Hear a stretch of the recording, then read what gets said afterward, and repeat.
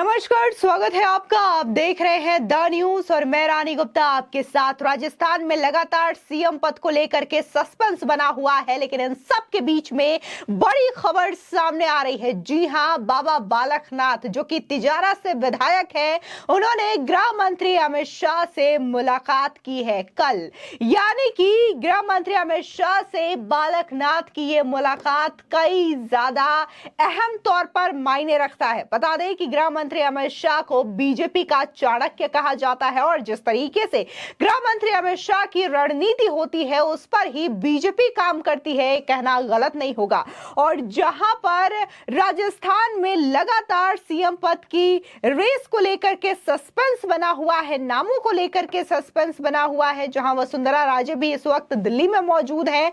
वो बीजेपी आला कमान के निर्देश पर बुलावे पर दिल्ली आई हैं, तो वहीं बाबा बालकनाथ भी दिल्ली आते हैं और गृह मंत्री अमित शाह से मुलाकात करते हैं। आपको बता दें कि कल ही एक खबर सामने आ रही थी कि बाबा बालकनाथ जो है वो अलवर के सांसदीय पद से इस्तीफा नहीं दे रहे हैं, यानी कि मुख्यमंत्री पद की रेस में उनका जो नाम सामने आ रहा था उस पर फिलहाल विराम लग गया है। लेकिन आज खबर सामने आती है कि बाबा बालकनाथ ने अपने सांसदीय पद से इस्तीफा दे दिया है, यानी कि वो तिजारा विधानसभा क्षेत्र से विधायक रहेंगे। अब इस बात को लेकर के पूर्णतः ये मुहर लगती हुई नजर आ रही है कि मुख्यमंत्रियों की जो रेस है, नामों का जो लंबा का लंबा एक फेयर लिस्ट है, उसमें बाबा बालकनाथ का नाम अभी भी शुमार है। जाहिर तौर से जिस तरीके से बैठकें चल रही हैं, बैठकों का जो सिलसिला है लगातार जारी है और यही वजह है कि बाबा बालकनाथ और गृह मंत्री अमित शाह के बीच ये मुलाकात हुई है। अब ये मुलाकात को लेकर के कई सारे सियासी मायने निकाले जा रहे हैं। बता दें, देखने को मिला था कि कैसे 3 दिसंबर को चुनावी नतीजे सामने आते हैं, जिसमें बीजेपी राजस्थान में 115 वोटों के साथ, जिसमें देखने को मिलता है कि राजस्थान में बीजेपी 115 सीटों पर बहुमत का आंकड़ा क्रॉस करते हुए शानदार जीत हासिल करती है और कांग्रेस को करारी शिकस्त का सामना करना पड़ता है। जहां बीजेपी जो है इस बार चुनावी मैदान में किसी भी चेहरे के साथ नहीं उतरी थी, सिर्फ और सिर्फ एक चेहरा था, वो था प्रधानमंत्री नरेंद्र मोदी का।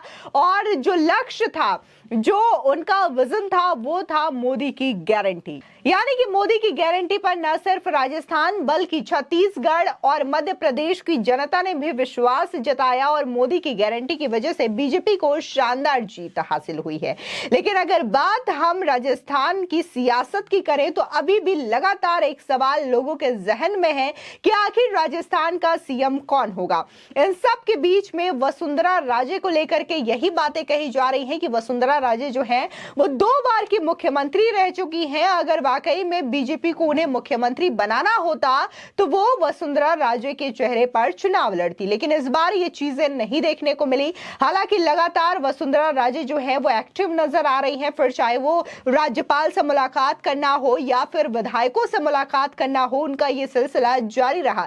जिस तरीके से वो शक्ति प्रदर्शन करने का प्रयास कर रही थी, ऐसा कहा जा रहा है राजनीतिक पंडितों के द्वारा कि उन्होंने इस तरीके से शक्ति प्रदर्शन करके अपना ही चांस गवा दिया है। यानी कि अब जो चांस है वो बालकनाथ के हाथ में आता हुआ दिखाई दे रहा है। और जिस तरीके से बीजेपी आला कमान ने उन्हें बुलावा भेजा, इस चीज को लेकर के चीजें और भी जो है वो जद्दोजहद में हो गई है कि क्या वाकई में अब वसुंधरा राजे को बीजेपी आला कमान विश्वास में ले रही है, भरोसे में ले रही है, ताकि उनके साथ निर्णय करके, बातचीत करके राजस्थान में एक नए सीएम का चेहरा लाया जा सके। कहीं ना कहीं देखने वाली बात है कि अभी हाल ही में जब दिल्ली में प्रेस कॉन्फ्रेंस का आयोजन किया गया था चुनावी नतीजों के बाद, तब बकायदा मीडिया ने गृह मंत्री अमित शाह से सवाल पूछने की कोशिश की थी कि आखिर राजस्थान में सीएम कौन होगा, क्या वसुंधरा राजे को ही एक बार फिर से सीएम बनाया जाएगा।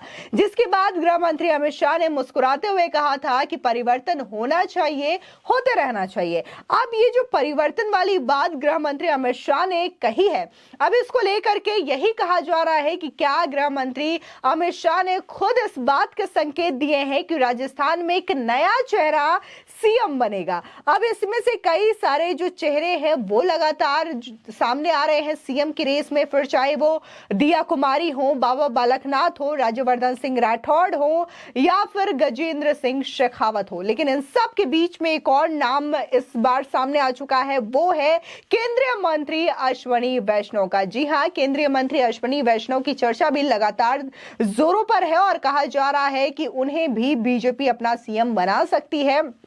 लेकिन इस चीज को लेकर के फिलहाल कोई खबर नहीं आ रही है। लेकिन बाबा बालकनाथ की बात करें तो इन्होंने तिजारा विधानसभा क्षेत्र से जीत हासिल की है और जिस तरीके से वो अलवर से सांसद रहे हैं, ऐसे में उनकी जो पकड़ है वो राजस्थान में एक मजबूत नेता के तौर पर मानी जाती है। वहीं जिस तरीके से बाबा बालकनाथ जो है वो मस्तनाथ यूनिवर्सिटी के चांसलर हैं, अध्यक्ष है, महंत है, ये चीजें उन्हें न सिर्फ राजस्थान बल्कि हरियाणा में भी काफी ज्यादा मजबूत पकड़ के लिए एक दमदार नेता बताती है। वहीं दूसरी ओर बात करें तो जो बीजेपी का एजेंडा है वो है हिंदुत्ववादी एजेंडा।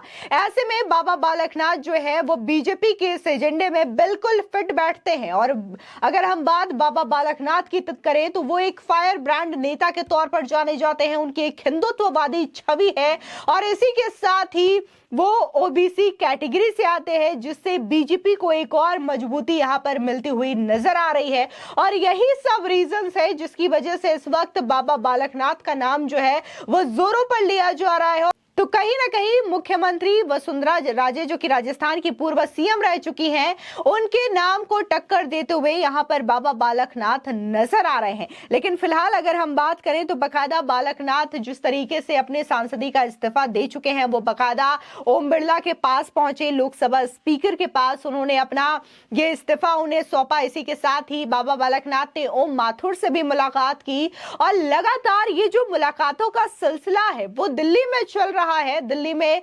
लगातार इस वक्त राजस्थान को लेकर के सियासी पारा हाई है, जहां पर बाबा बालकनाथ तमाम नेताओं से मुलाकात कर रहे हैं, तमाम जो बीजेपी के आला कमान के बड़े शीर्ष पदाधिकारी हैं उनसे मुलाकात कर रहे हैं। तो वहीं वसुंधरा राजे को भी बकायदा बीजेपी आला कमान ने बुलावा भेजा, वो कल रात को ही दिल्ली आ गई हैं। हालांकि जब एयरपोर्ट पर उनसे सवाल किया गया तो उन्होंने कहा कि वो अपनी बहू से मिलने आई है, कैसे वो दिल्ली में मौजूद तमाम बड़े नेताओं के साथ मुलाकात कर रही हैं। और ये खबर भी सामने आ रही है कि जल्द ही वसुंधरा राजे बीजेपी के राष्ट्रीय अध्यक्ष जेपी नड्डा से भी मुलाकात कर सकती हैं। लेकिन जिस तरीके से बाबा बालकनाथ और गृह मंत्री अमित शाह की ये मुलाकात हुई है, इसको लेकर के वाकई में इस चीज को और भी ज्यादा हवा मिल चुकी है कि क्या राजस्थान के जो अगले सीएम है वो बाबा बालकनाथ होंगे, क्या राजस्थान में भी अब योगी आदित्यनाथ पार्ट 2 होगा। क्योंकि कहीं ना कहीं अगर हम उत्तर प्रदेश की बात करें तो उत्तर प्रदेश में भी ये नाम तय नहीं था कि आखिर